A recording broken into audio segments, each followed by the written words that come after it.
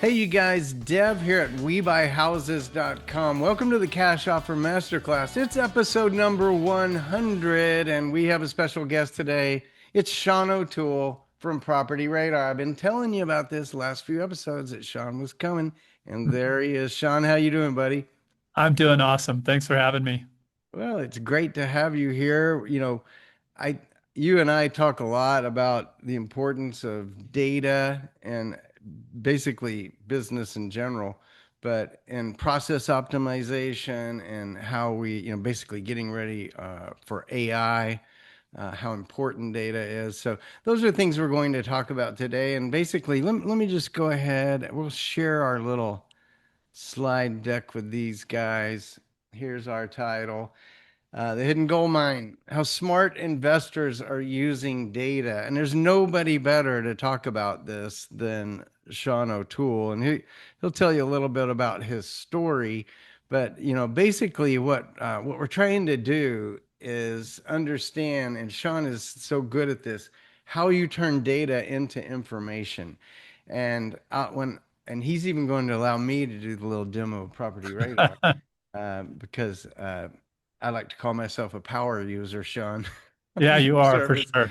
But basically, this is what I feel I see when I look at it because I know there's all kinds of data that you guys get.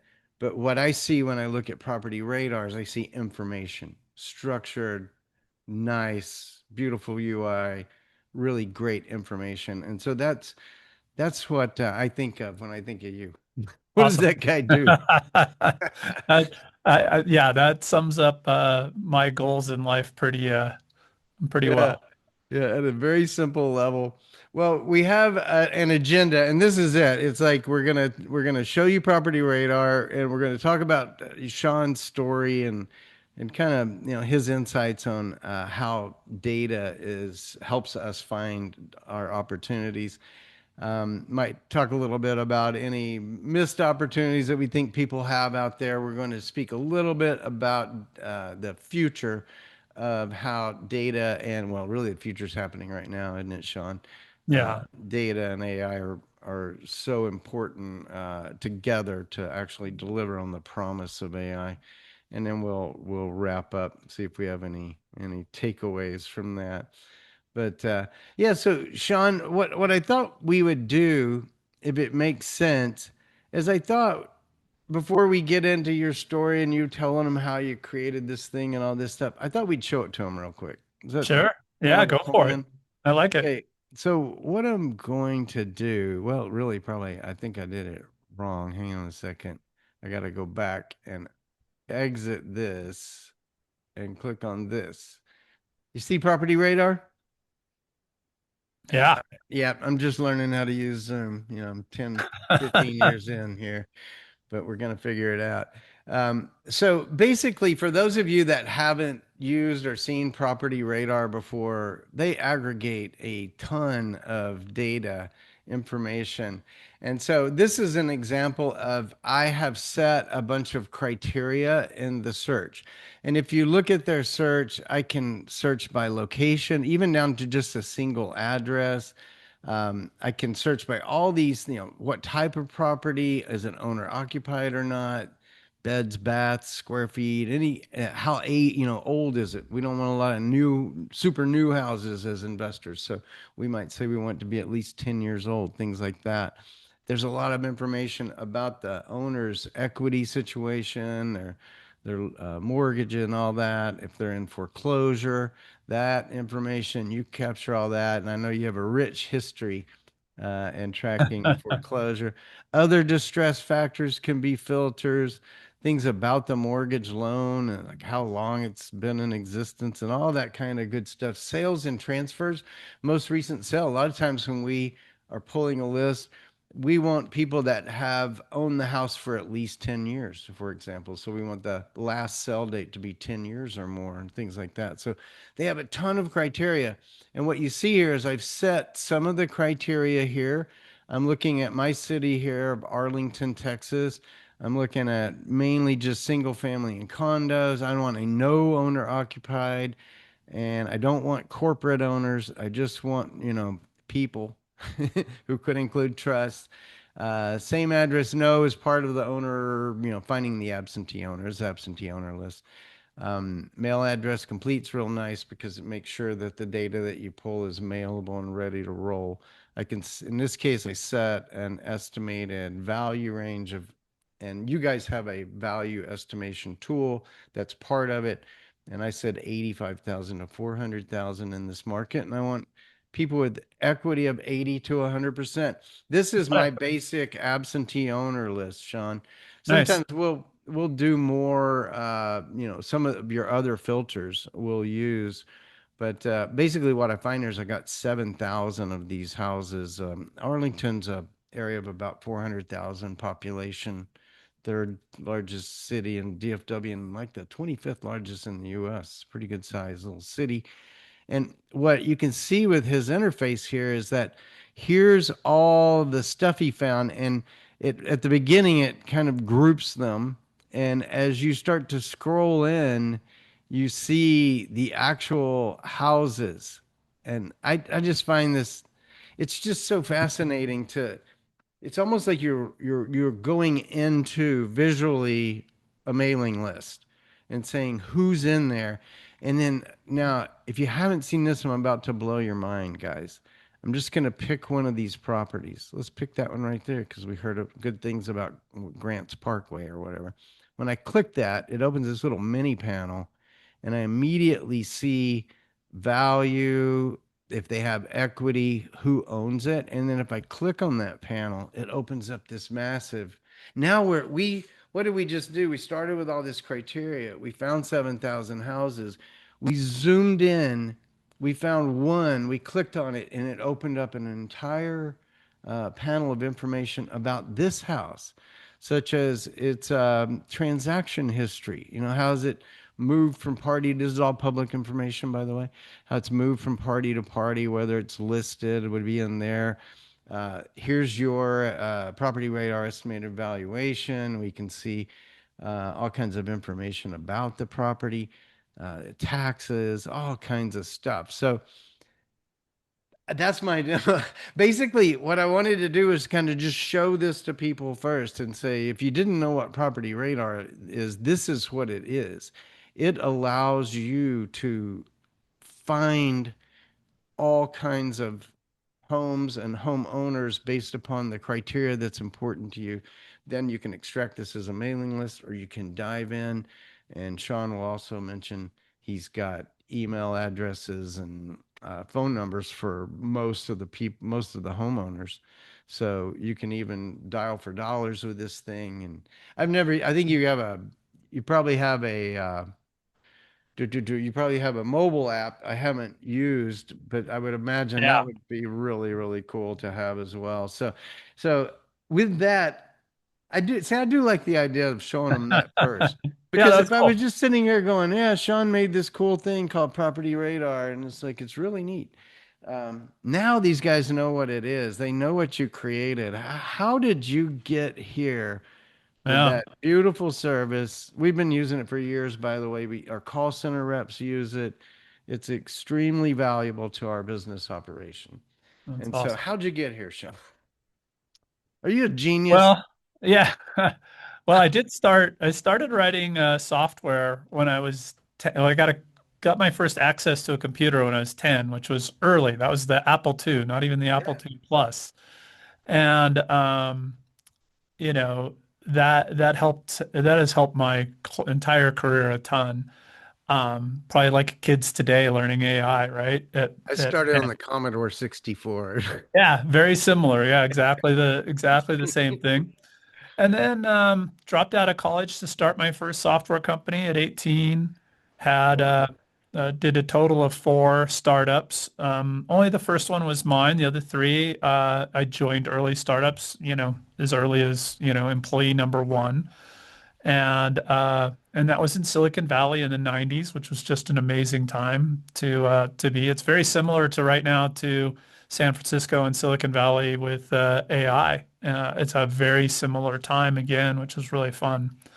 And But after the dot-com crash in 2000, um, I took a year off and was trying to figure out what to do next. And when I was working in Silicon Valley, it was super long days, working weekends, all the rest. And I met a guy in commercial real estate who also did some development and the rest. And he had all this free time to play. And we went snowboarding and kite surfing and did all these fun things. But he was making a few $1 million a year. And, unless you grab absolutely the right brass ring in Silicon Valley and hit one of the big companies, you're not making a few $1 million a year, right? Hmm. So I was like, wow, this is really interesting. And he introduced me to somebody else who was flipping foreclosures. And needless to say, I decided I was going to give that a try. And so I did that from beginning of 2002 to kind of the end of 2005, flipped 160 properties. You know, uh, Everybody had equity because prices were going up at the time. There weren't very many foreclosures, kind of all the same complaints investors have today, super hot market, nothing to buy, whatever. Maybe not quite as hot at the moment, but anyways, Get the uh, point. you get the point. So, uh, but during that time, I discovered public records and I just became fascinated with them. And I would spend hours and hours and hours at the county recorder, the county courthouse, down in the map rooms, talking with the GIS folks, going to code enforcement. And, it was a master class and all that. Made friends with the chief title officer, and we would go to lunch and I would pick his brain on crazy title scenarios Wow. and just really, really dug in on all of that. So, and okay, I see this document at the recorder. What does that mean from a title perspective? How does it impact title, et cetera? So, that was besides flipping the properties, that was really where I spent my time. So fast forward into 2005, and I was like, oh shit, this market's got a problem. I don't want to own any real estate. I sold everything but the personal residence because, my wife's like, I don't know, I don't really want to sell our house and be a renter, and wish we had to some degree. And said, I see an opportunity here. And I was already collecting data on every foreclosure in California. I did that after I made $1 million on a Taco Bell.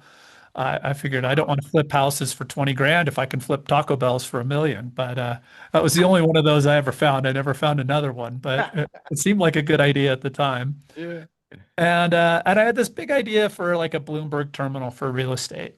And but I had all the foreclosure data and decided to take a foreclosure service to market. Everybody else up to that point either tracked notices like a realty track or a foreclosure.com, or you had these local services that would track all the postponements and cancellations, like the Blue Sheet and things like that. But they were expensive and they just didn't have much scale because they did one or two counties. And I said, well, I can combine those two things. And we launched that in 2007. Then in 2010, I said, hey, the foreclosure crisis is going to end. It actually peaked for us as a business in 2013. So I was a little ahead of the pack on that. But we started to work on PropertyRadar, which was really a property information service. The property information business kind of sucks because everybody wants something different from the data and the rest. And I realized along the way that our best customers were actually using us to build audiences, marketing lists, or lists as they're commonly known in the real estate world, but in the marketing world, they're called audiences. And I said, gosh, we've built here a pretty incredible list builder. And then I doubled down on that and even started adding in the marketing fields, demographics, and all these other, phones, emails, all these other things that were more marketing centric. And then we've been building out a set of marketing tools on top of our audience builder or property search or list builder. But Hmm. those three things, an audience builder, a list builder, a property search, basically the same feature. Yeah. Yeah. Wow. So when you did foreclosures, it was foreclosure radar, right? At your Well, I first step. first did them myself, and Foreclosure Radar was just an in-house tool I built for myself. I had to rebuild it completely when I took it to market because it was, the one I built for myself was single tenant for the techies in the crowd, and I needed something multi-tenant where you had lots of users and users couldn't see each other's Oh, data. so you really had to build. Now, did you call it foreclosure radar, right? Yeah, yep, Because I yep. Before remember we launched. that. Um, like I had clients that used all the, foreclosure radar, realty track, foreclosure.com, all that kind of stuff. Um, and I do have some early memories of foreclosure radar, but they're distant now. My Yeah, memory's not as well, good, but because it foreclosure. was West Coast, right? Yeah, we launched in California and then we Hmm. expanded to like Oregon, Washington, Nevada, Yeah.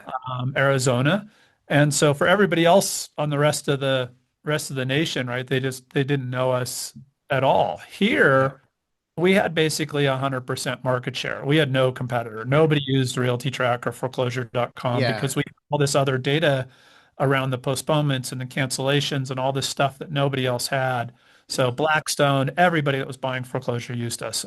You really, if you walk down to any foreclosure auction in those states, especially California, every single person used foreclosure radar. Yeah. Yeah.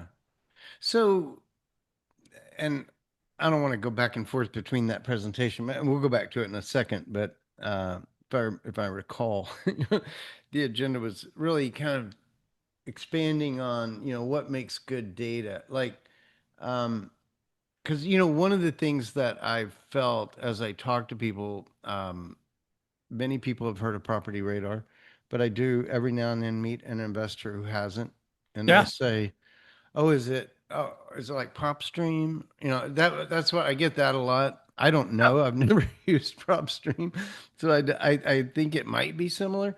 But yeah, I was deal kind of wondering, like, machine, there's a bunch. yeah, yeah, how, you And there's know, the old school ones like List Source list from source. Oh, I CoreLogic, was I Totality. was a power user of list source, and I have old videos of me building lists and such that have more views than anything list source ever put out. Yeah, And it was weird that they didn't put out very much because it left this gap of how do you use this thing, right? it's a But little tiny product inside of a huge company. yeah, but that But so because it's they core have good logic, right? data. Yeah. It was I mean, good data. It yeah, was their interface, I think today is the same exact interface as it was 13 years ago. I 100%. haven't been there really since we went to Property Radar about 2 or 3 years ago. But Yeah. yeah, ListSource was how we did all our mailings in the early days. I mean, even going back to before WeBuyHouses.com, we had CashOffer.com, and we still have that 1-800 Cash Offer. And so, yeah, that I always felt that that was really good data that Yeah. CoreLogic had, which is ListSource, guys, listsource.com. But man, did you guys blow them away on just the interface and the way that you could see and interact and filter the data. It's Yeah. just night and day. Like once you use Property Radar, it'd be very difficult to go back to list source. Now, what about data quality? Are you guys all getting the same data, or is there Huh. something like are you getting the special data sauce Yeah. that So nobody else gets? yeah, I mean, that's we could spend the whole thing just on that topic, Yeah. but big picture, right? Everybody's kind of sourcing the data from the same place. And the two primary ones is the county assessor, which is where you get your characteristics and your owner information, speds, BAS, owner name, etc. And then the county recorder, which is where you get your transaction information. So that's your, foreclosures, transfers, mortgages, assignments, liens, a lot of that kind of data, right? And that was really kind of what everybody had for a long time. Some people will claim they have court data, but usually it's a court action that's ended up in a recorded document. We recently added real court data for probate, divorce, and eviction that we're sourcing from the actual county courthouses. And I believe we're the only ones, other than some specialty, like, there's probate specialty services. But in terms of a company that offers a lot of all the county, all the assessor, I think we're the only ones right now that have court sourced probate and the rest. So they all come from assessor, recorder, court, right? That's where the data comes from. On the assessor, it's pretty straightforward, right? Every assessor has a set of fields. Where you start to see differences, though, is it's not like all 3,144 assessors in the nation agreed on what each field's The going to be, schema. how the field's going to be named, what the Yeah. enumerations are, Right. so single family versus, whatever, condominium versus how do you break up, do you specify, hey, this is uh, a bowling alley or is it just commercial? Like all that kind of stuff varies by county, 3,144 of them. So it's in the details is where you start to see big differences. At the end of the day, there were historically two players, kind of three, Black Knight and First American. First American split into two companies, CoreLogic and First American. CoreLogic's now Cotality. And when they split, CoreLogic took the the data business and First American kept the title business. Although the title business is still in the data business. Like First American has the best is the best source for document images, right? But CoreLogic is still much better than First American on abstracted data from recorder. So the recorder image, the county recorder only has five pieces of data. The grantor, the grantee, right? The date, the document number, and the document type. They don't even have the address or the APN or the amount or, most. A few do, but most don't have any of that. So you have to go get the document image and pull that stuff, which we call abstraction, out. Huge differences in abstraction and huge differences, in what one vendor versus another vendor offers. Like Hmm. we like to get the mortgage signatory name, right? Because especially if it's corporate owned property, we can use that name to know who the person is who's the principal at the company, right? You can't get that from First American. You can't get that from, Adam. You can't get that from a whole bunch of the vendors. So some vendors have certain fields, other vendors have other fields just because maybe they had a big customer that said, "Hey, we want you to go get this for us." And then you'll see differences in time. Maybe during this time period, they had a big customer that said, go get this data, like ARM reset data, right? But these guys didn't have a big customer, so they didn't get that data. But then maybe 10 years later, there's some data over here these guys are getting that these guys aren't getting. And so the whole thing's a mess, right? And then even there, you go to like, it's all kind of insidious too, right? They buy from each other. And you have companies like the Warren Group who kind of have a monopoly on the Northeast. So everybody has to buy from the Warren Group. Anyways, so it's a complex pattern. The one thing that we do that is different than everybody is all of our competitors pretty much go, we're going to buy First American, we're going to buy Atom, or we're going to buy Cotality, right? I buy from everybody. And I say, I get this faster here, I get this faster here, I get this faster here. Or this data set's Right. better from this vendor than this data set from that vendor, right? Like there's a clear winner on lien data. I can only get mortgage signatory from one vendor. I can, so that's really been our secret sauce. And the other thing that's been our secret sauce is we started at the trustee sales and our customers were buying without title insurance. And we don't guarantee our data. Like we're not saying, hey, you can just rely on it and go buy at a trustee sale. But at the end of the day, the closer we are to fact, the less work you have to do to go buy that property without title insurance. And that's still our core customer, like at the end of the day. And the one that's the most toughest on us is they want us to be as close to fact as possible because they're going to go out and buy that property with no title insurance, no recourse, no nothing, and they're going to do it with all cash and no way out of it if they make a mistake. Yeah. And so they need that thing that's closest to truth, not guaranteed, but closest to truth. And that's been our kind of our golden, star that we shoot for. never claim anything in public records is perfect. Um, and we always get people that say, "Hey, you say this house has 3 bedrooms and it has 4." And it's like, it may really have 4, but the assessor says it has 3. So what you're probably looking at is an illegal remodel, not a problem with our data. Hmm. Yeah. And so there's those kinds of things too. And sometimes when you find stuff wrong, like almost where I made my most money, including the $1 million on the Taco Bell, was where title was really messy and there was problems in the data. And anybody who says, "Oh, I found a problem in your data," I'm like, "Ooh, that's that's information arbitrage. Those are the ones that the other person's going to skip on because they're not going to do the extra work to go figure out what the problem is." Hmm. Wow. So let's talk about what what are people using your service for? Like, I know that for us, we use it for mailing lists. We do as part of a service that we provide to the We Buy Houses licensees. Yep. We can pull a list and mail our postcards and all that kind of stuff as a complete and total service for our guys. They don't often they just tell us who they want to target. They don't want to get into the into the weeds on it, you know. And so we have kind of a turnkey direct mail Yeah. service using your information. And Which then is which is a huge value add, right? Because especially for somebody new, they just want to buy a house. They don't right. want to go learn, they don't want to go do the 4 years, 5 years of education sitting down at the county recorder and stuff that like I did and Oh, the years you've put for into sure. this kind of stuff. And so they want to just hire you to do that. And that's awesome. It's a great service. Yeah.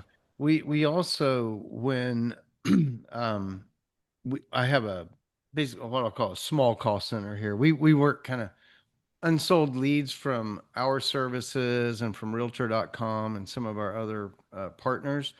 If they have an unsold lead, they'll send it to us. And many of those, we make contact with the homeowner and look for, if they're an opportunity that we could Yeah. assign to somebody on a referral basis. It's a broker license thing.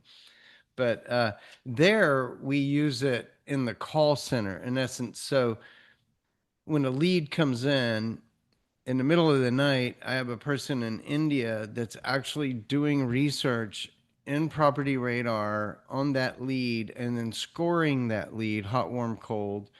And then when my people come in the morning, they've got in Salesforce not just what this is again what I think is so important. It's not just what the homeowner tells us; it's what we know, what we can know, Totally. and it's a total game changer if you before you even talk to the homeowner if you have the property radar information in front of you. So for example, my call center person says, "Hi Tom, I got your information.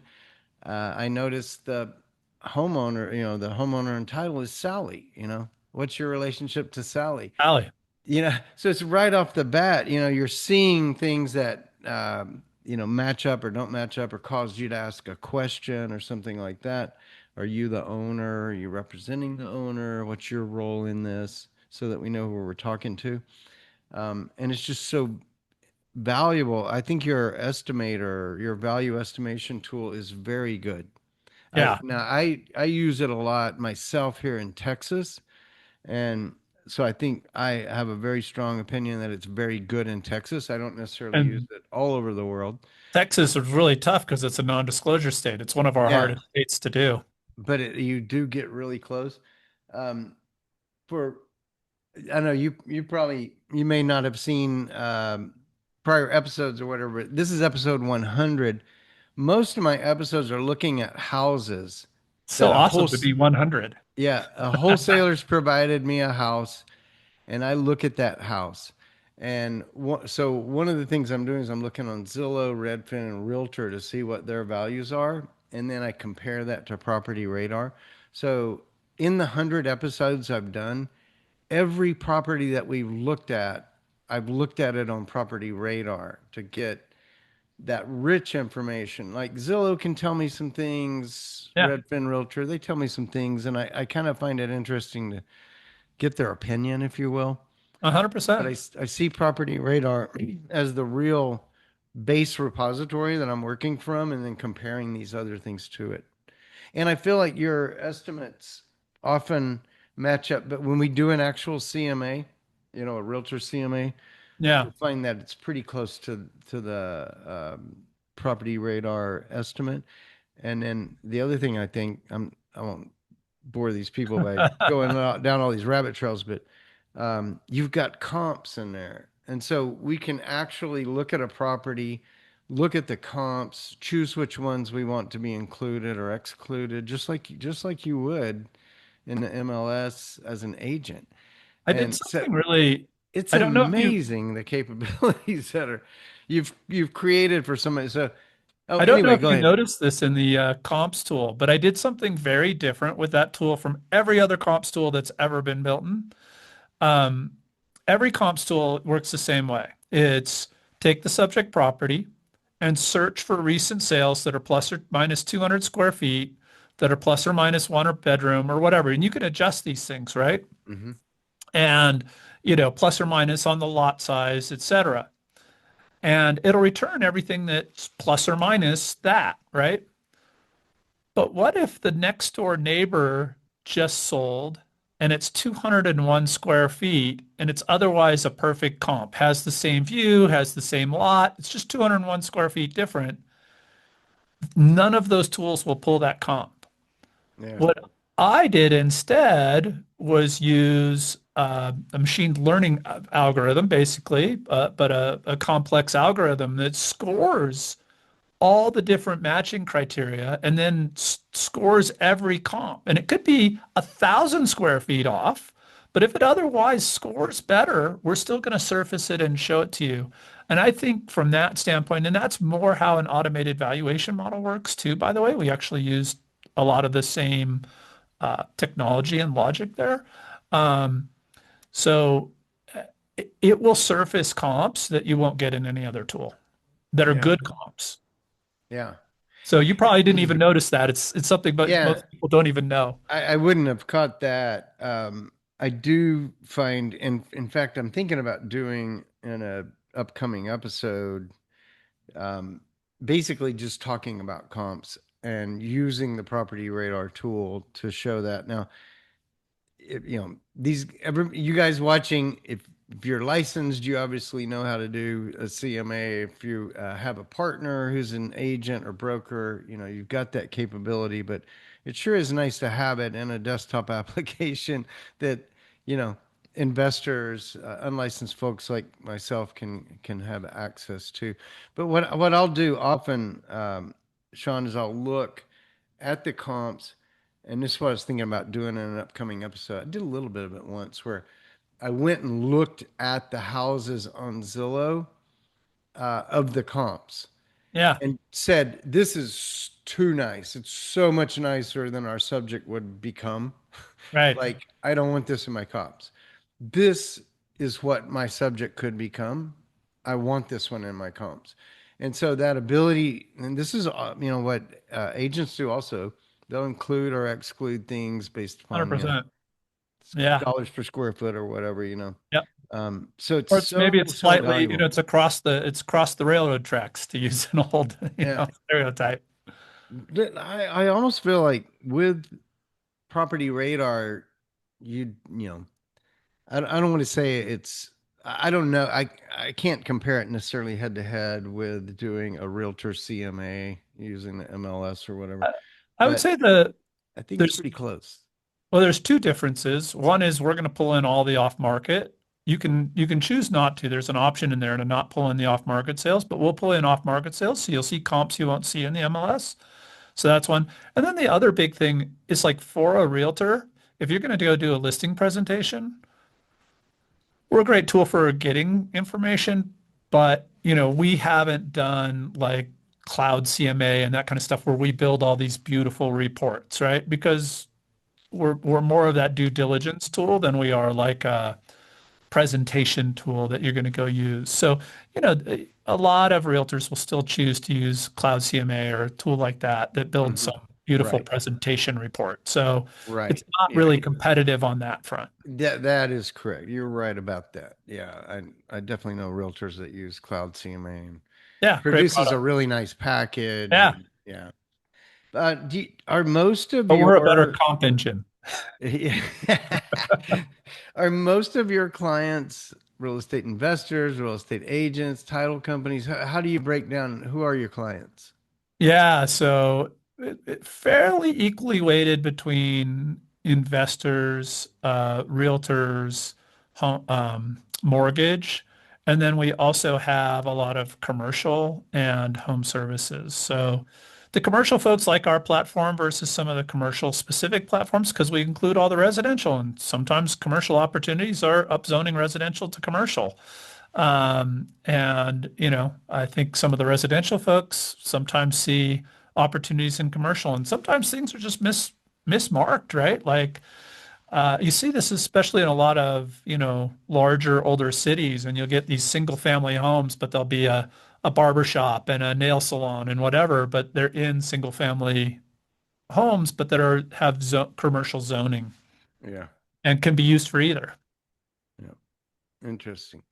Um, I was thinking about how I was talking to someone the other day, and he runs a marketing company for real estate investors, and he was talking about back in the day with Facebook, you could do some crazy targeting, like all kinds of factors, homeowner, bankruptcy, whatever. You could target people. Yep. And then the Cambridge Analytica thing happened, and there were other things that happened. Zuckerberg testified in front of Congress, and all hell broke loose. And They took it and all away. now today, well, let's. His point was this, and I don't want to say his name because I don't want I'm not really trying to steal his content or his ideas or anything, but basically he was saying that Facebook is now incorporating AI in their ad targeting. And basically, he's saying now if you just write really good ad copy, their AI knows who should see that ad copy. So they went from a world where we could target by these criteria to where we couldn't.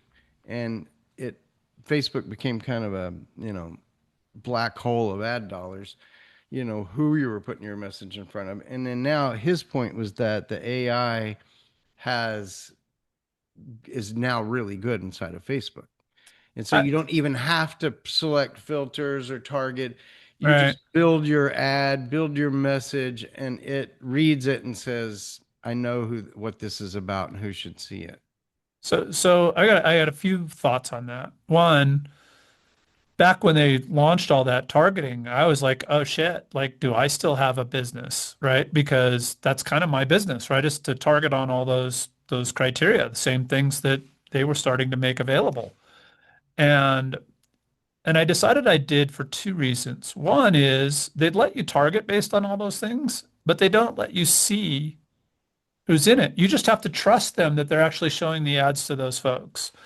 In a tool like ours, you can click through just like you did on that map and look at each one and go, does this match? Does this not? You can go knock on the door and talk to them and see, does it match or does it not? Right. So there's a transparency thing that happens there thanks to public records and platforms like ours where you can actually go look and see, okay, is this data right or wrong? And, public records data kind of mentioned imperfect, but directionally right or wrong. So that's number one. And then number two is Facebook's only going to show stuff online, right? You can't go door knock that. You can't cold call that. You can't email that. You can't send them direct mail. You can't reach out to them on LinkedIn. You can't, you have no other channels for reaching out to folks. So that was kind of then when they lost it all, then it's like, okay, we're definitely golden now.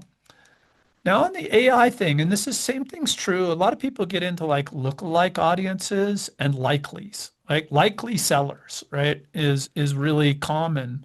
And these use machine learning algorithms, use AI, right, to go find who is the right person for this message. And that's okay, but it doesn't tell you why they're the right person, right? So you learn two things. Okay, yeah, this person may be more likely to click on that ad. But keep in mind what their goal is to sell ads. So the more people they get to click, Right. the better. That doesn't meet they meet your, I'm going to use a marketing term, your ICP. your ideal customer profile, Hmm. right? So, okay, that person clicked your ad, but they're outside your buy box. All Facebook did there was cost you money, sell you Right. something, and deliver something that's not in your buy box anyways. And now it's just wasting your time as well. And so, yes, they're a lot better at driving ads because that's what they're selling, but it doesn't necessarily mean it matches your buy box at all. And you don't get to specify your buy box in that. So they're optimizing for clicks. They're optimizing for them. They're not optimizing for you. Yeah. Yeah. And the reason I brought that up was we really were driven towards doing more direct mail because with direct mail, we could do what you're talking, we could use exact criteria, pull the exact list, see who we were communicating with, choose to do other communication with them, with other media, etc. But direct mail became a big driver, and it still is a huge driver. Yeah, We send a lot of big, nice, everybody's beautiful like, postcards. This is everybody's all like that. They say that's from just going to go in the trash can, right? But yeah, think about the journey to the no, trash can. yeah. They gotta pull it out of their They got to deal with mailbox. that. They're going to see it. They're going to go set it on their counter, right? Somebody's going to sort it. It's going to have a trash pile and whatever. Their spouse is going to look through the trash pile, make sure nothing's getting thrown away. So think about that touch versus even just taking out of the mailbox and putting it straight in the trash can. I would argue that touch that you had on that person is better than any touch online of an ad Yeah, scrolling by. yeah, something in the stream. And the the complaint I hear about Facebook, for example, is people are saying there's more and more crap in the feed, and it's not my friends. Like it's Yeah, add friend. you know, and totally. I do agree with that. It has really got junked up, and to your point, they're showing me ads that are not a good fit for me. You know, Um, one of the things we did really recently, and I don't know if you've even seen this yet because most of our customers haven't noticed it, is we launched display ads that actually go to the exact people on your list. So you oh, can really? see your list, you can click through and see who that person is, and you can say, I want to advertise to these people. And we will show your ad online, display ad. It still is going to scroll by. You know, it's more good for impressions than actually driving traffic, but it's a great way to warm up a list before you send direct mail because then they'll go, oh, that company looks I've familiar, seen that. especially if you Yeah, use the same colors, same logo, etc. And but it targets exactly the piece. So we basically brought back what Facebook got rid of, you know, a long time ago. You can define an audience, you can click through and see the audience, which you could never do with Facebook, and now you can show exactly those people ads online. yeah, It's yeah. really Man, we're something. gonna have to talk more about that. I didn't know you were doing this. Yeah. So I might keep that a secret. We might edit that out so just I know about this. No, I'm not. I'm just kidding. All right. I want to jump over here because I do want to talk a little bit more about AI data and AI real quick Yeah. before we run out of time. Um, so one of the things I wanted to show these folks, and I kind of talked to you about it earlier, was this is what we're doing here at WeBuyHouses.com on kind of the back end of data. Yeah. So what we've been talking about is data that you can go set filters and pull a list and mail to the list, or you could go search during a phone call and pull up their information and have all that rich information about the property and the owner on the phone call. Those are two use cases that we have. This is another use case we have, and I think it's really important. As we started, Sean, to look at implementing AI, whatever AI was going to be, I refer to things as AI enabled more than, AI. And what we found, it was a simple problem in that when a lead comes in, and most of you guys that have landing pages or websites or whatever, you say, what's the property address, your name, your phone, your email, so I can contact you. Click here, submit it. Everything's good. Well, what we realize is that that's not very much information. Like AI, what's AI going to do with that? I think one of the first things that AI would want to do with that is go get a bunch more information about that address, et cetera. So we did two things here. We built into our website and our landing pages, everything that we're doing now with lead capture. We have the basic lead, and then we ask them 8 questions. It's kind of like condition, price expectation. Are you the owner? Is it listed? Some 8 questions that we would ask if we were talking to them on the phone for the very first time. And in fact, for you guys watching this video, go back, I think it's 90 or 80 or episode where I said the 8 questions we ask every seller. So go check that video out because it's really important. This is how we qualify whether it's a motivated seller or not. The second thing that we're doing as soon as the lead comes in is we're hitting the API and pulling all this data about the property and the owner immediately. We're notifying our client, or, the We Buy Houses licensee. They get an SMS and an email that says, "Hey, you got a lead." And then when they click on it, what they're seeing is not the basic lead. They're seeing this enhanced lead that has the 8 questions answered and hundreds of data. I say 200 plus. It's a lot of data. There's a lot of Yeah. data. And so my point is, we used to get 4 things. Now we have hundreds of things. And that creates this rich, detailed record about the lead. And that we can now, the AI can do all kinds of stuff with this. It can analyze the lead and tell you whether it can score it. Say, this is a hot lead based upon what, the factors of motivation and all that kind of stuff. It can point out things like, hey, the person who filled out the form is not the person who's on title. So, ask about that, any of that kind of stuff. We We'll use really it. need the enhanced data in order to do AI. And so that's my perspective on it. And I was just going to ask you, kind of how do you see data and AI? Is this a good representation of the issue or the opportunity, or am I I missing mean, something? What do you think about AI and data and I think that for stuff? this workflow where you've got a lead gen, a lead form on a website, right? I think this is awesome. Like, and I think where you're going to get to is that interview isn't going to be 8 fixed questions. It's going to be an AI chatting with the Yeah, person. having a Right. conversation. Hey, yeah, what brought you here, whatever, and then asking the right questions to get to, maybe even an appointment, right? So, and that AI having, can directly access, our API and pull back, information as it's having that conversation to validate things or whatever, right? So that's Yeah, where will probably change. I I mean, like that. you've built here is awesome, definitely kind of state of the art for what exists today, but Yeah. this stuff's evolving But it's so kind of phase one. You're right. fast. You're So exactly right. Yeah. so this is great, and it's one of the many places. Like back on the lead generation side, you know, you kind of showed people all the criteria we have, right? We've got around 300 criteria.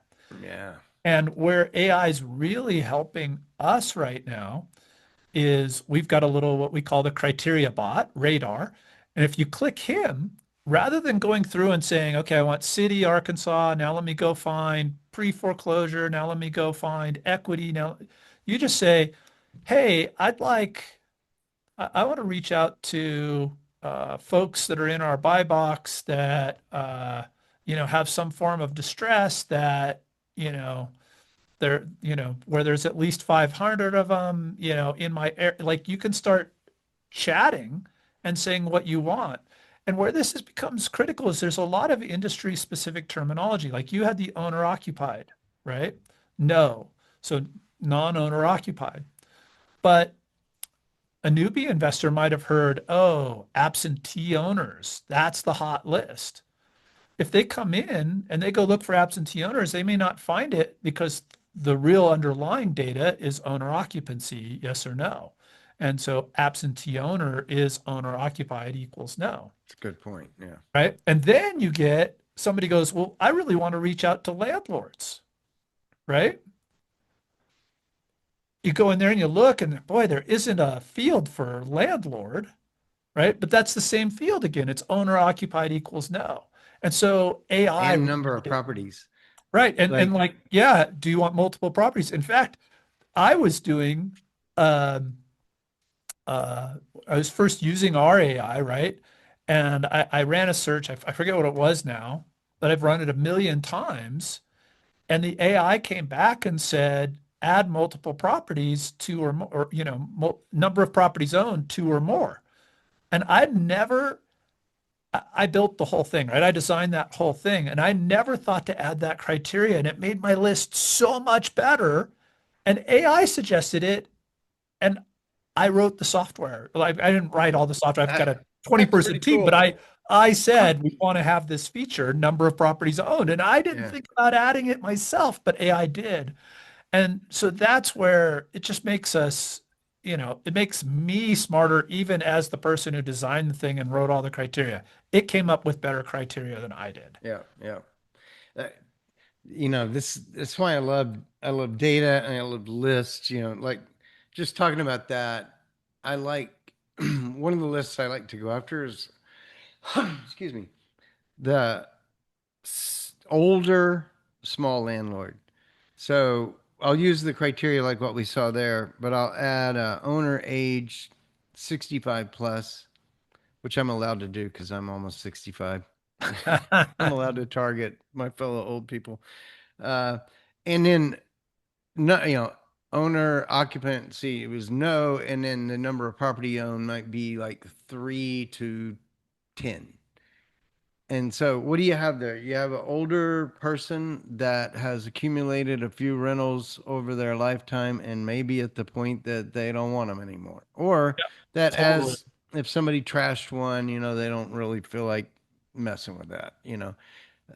That has This been a great list, and I've developed cards just for things like that. So, if you know you're going after that list, you can develop a postcard that says, you know, are you tired of the struggles of being a small landlord? We this can is take that off your back, right? you had on your list one of the things that's the number one mistake, or what's the biggest mistake I Yeah. see. So we'll come back to the landlords, absentee owners, whatever, right? So people go, oh, the absentee owner list is a good list to go after.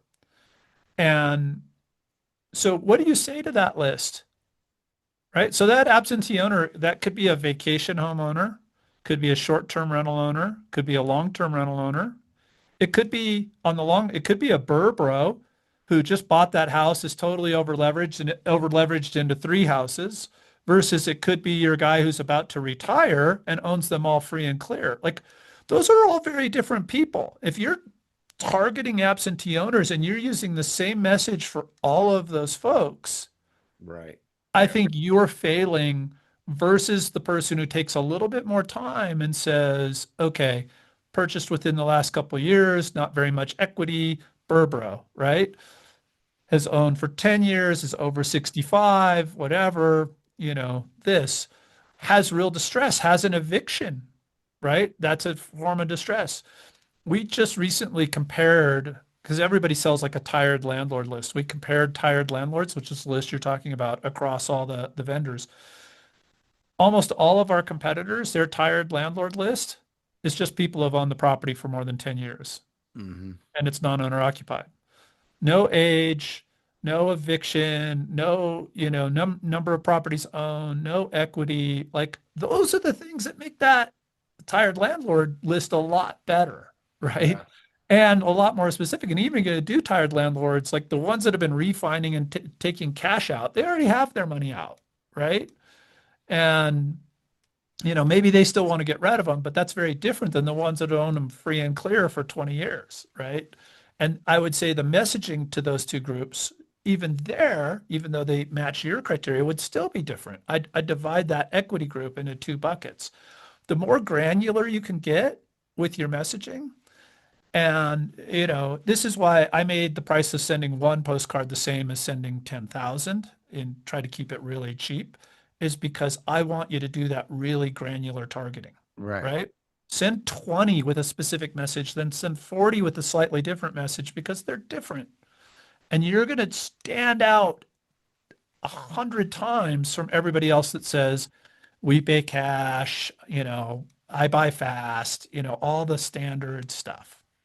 Well, and it's in line with what we're doing online. So, like in Google pay-per-click, you have a higher quality score and therefore a lower bid cost. If you're incorporating the search term in your landing page, and It's and exactly so that. that, yeah, it's so important because I think people they've come to expect that. Like if something's targeted for them, they feel that. It's like, yeah, this is my problem, this is something I Totally. should pay attention. Where, if it's just a generic message, it may just bounce off. The other one that drives me nuts is list stacking. That's become a really popular term in REI, right? If you take nothing else out of everything I've said today and you're a believer in list stack in the person's mailbox. Do not list stack on your computer. And here's what I mean by that. So let's say the person's got a divorce going on, they're in bankruptcy, they've got a foreclosure, and they're tax delinquent, right? That's a hot prospect. That person's got real problems. They're probably going to sell. You list stack on your computer and you send them one postcard that says, I buy houses. You're no different than everybody who didn't do any list stacking and just sent on one of those things. You didn't Mhm. differentiate yourself at all. But now, what if you sent something that spoke specifically to divorce, and then sent something specifically about bankruptcy, and then sent something specifically about tax delinquency, and then sent something specifically about foreclosure? What you've done now is you've list stacked in their mailbox and they see, wow, this person's an expert in this. I have this problem. This person's also an expert in this. I have that problem. Oh, this person's also an expert in this. I have this problem. And yes, it costs you 4 times as much than list stacking in the thing. But guess what? You want that greater investment on the folks that have multiple forms of distress. You want to spend more money on reaching those than on reaching the ones that only have one. You do that automatically if you list stack in their mailbox and you do all those lists Yeah. separately. Yeah, that term list stacking popped up a few years ago, and I was like, what the hell are these people talking about? And then the more I looked at it, I was like, oh, it's like filters. They're just filtering the data. I guess I've been list stacking So since before these people were born. yeah, just do it. Just do it by selecting your criteria. Yeah. What really drove me mad is like the popular list stacking software. They have no data. So you go get your list from PropertyRadar, you go get your list from whatever, you go put it into this tool and it compares lists and tells you here's things that are on multiple lists. So Oh my. they were charging twice what we were charging for the whole platform and all the data and all the rest, and people were buying it. And I'm like, oh my God, it was just so frustrating. I'm like, you could do this right in our software. You don't And have that to export and then go do it over here and pay 3 times as much money. there were guys doing, pitches and Facebook stuff and all marketing and all this stuff around this list stacking. And They made a lot yeah, of money I thought, yeah, I think with I'm something already that's doing built this. in. I think I already have a thing that does this. It was nuts. That was one of the craziest things. And this company still exists and they still have customers. I have no idea why. Yeah, me neither. All right, we've been talking for a long time. I think we should wrap it up. I want to go back to where I was. We talked about that. We talked about that. We kind of talked a little bit about missed opportunities and stuff like that. I don't know if there's much Yeah. value going back to that. Let's just kind of start wrapping it up. Kind of, this is again, Sean knows this. I asked ChatGPT, it knew who you were, it knew who I was, said, we're going to have a meeting. What should we talk about? Yeah, so this is our starting point. Sean's number one do you have a recommendation for us, Sean? Uh, you know, I think the thing that has served me best always is to be curious. Um, you know, if you're curious about not just, oh, this person's in distress, but why are they in distress? What's the problem? I'll just give you one really quick example, right? Everybody targeting foreclosure, if I were to ask you what's their problem, well, they got a financial problem. They're in foreclosure. I would suggest that most people in foreclosure, their biggest problem is probably emotional, right? And fear, right? Like if I lose my house and I've got this foreclosure on my credit, I'm not going to be able to rent something, right? Um, I don't want to admit this failure to my kids. I don't want my lifestyle to go down. They're over the house, right? They know that's not going to work out. Maybe not, but in a lot of cases, they are over the house. They're ready to move. They're ready to work with you. But you're coming to them with, I have cash, or I have whatever, right? Like that's not really their problem. Their problem is, where am I going to live? How am I going to move? How am I going to make this feel good for my family and my kids? You start thinking that way about what their real problems are and how you can help solve them and help them. You're going to really help people. Like, and that's a good thing, right? And you're going to get, a good buy potentially, but you're going to really help people and move it on. And you're going to get that deal versus the five other people that are knocking on their door. So be curious, really think through, who are these people I'm trying to reach? What is it they really need? How can I really help them? How can I differentiate myself from the competitor?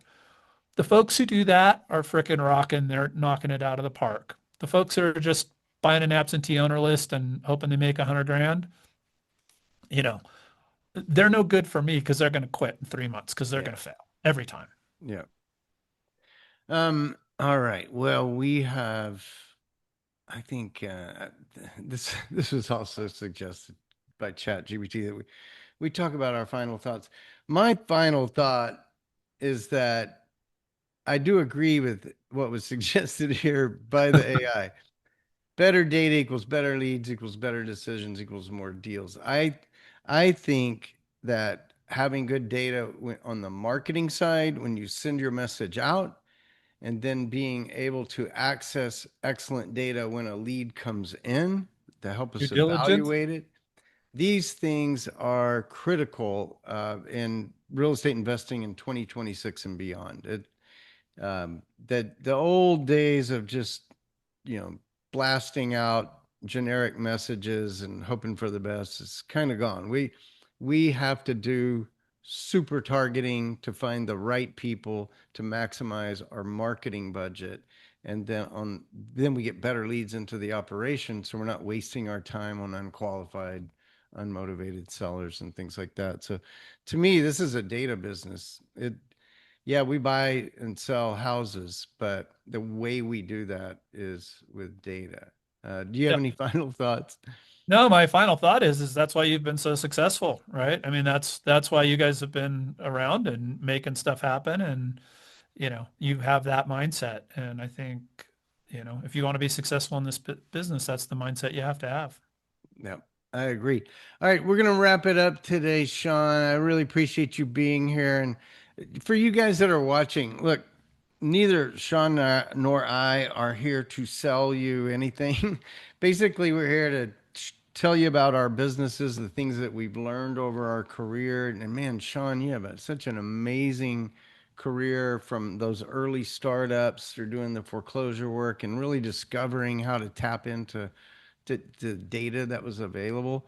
This is how a service like Property Radar doesn't just pop up overnight. It took many, many years of Sean's uh, thoughts and development and work to get here. And I just want to say, as a customer, it's awesome. I mean, I really, really enjoy it, and it's also it's a good deal.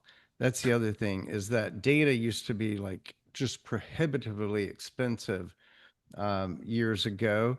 And now we have a service like Property Radar that any of you guys can afford to have, I don't know why you wouldn't have it. Every lead that comes in, you need to research it. You need a source of data, source of truth. So, I'm trying to do this so I didn't want Sean to have to pitch anything because I'm a happy customer. And so if you want to know more about it, obviously go to Property Radar and check out what they got. And I promise you, you're going to find extreme value. Here at our business, we sell leads and territories, exclusive territories in the WeBuyHouses.com brand. We work with top tier investors in housing valet. That's the call center I was talking about, Sean, where Yeah, everything is vetted against Property Radar as it flows through that I call know center. many of your customers, and they are very happy. Yeah.